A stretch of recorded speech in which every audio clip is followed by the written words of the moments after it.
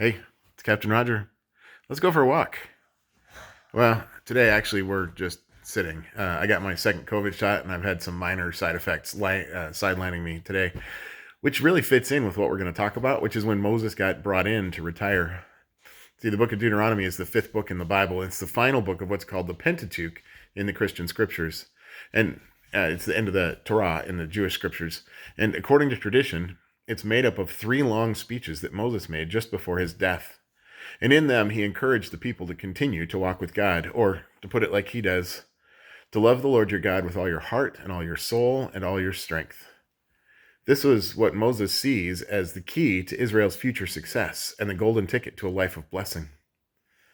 Yeah, there's a lot of inspiring stuff in this book, but the life and actions of Moses are some of the most inspiring parts.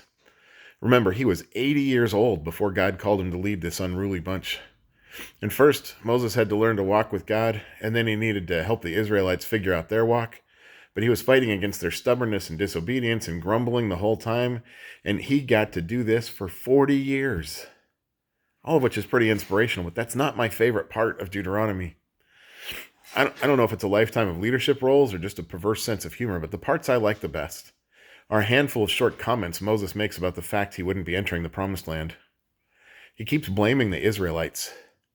He says it's because of their whining and grumbling that God isn't allowing him to go in, which is a total whitewash of reality. At one point, Moses got fed up with the complaining of the people, and even though God gave him some specific instructions on how to deal with the situation, Moses just did things his own way and kind of defanged the point God was trying to make through him, which is sort of a big deal. And it's because of that event that God let Moses know he wasn't crossing over into the new land. Moses was completely responsible for his own downfall, just like each of us ultimately is, right? It was his decision to lash out instead of walking the way God instructed him to that led to his not being allowed in, not the incessant complaining of the people with him.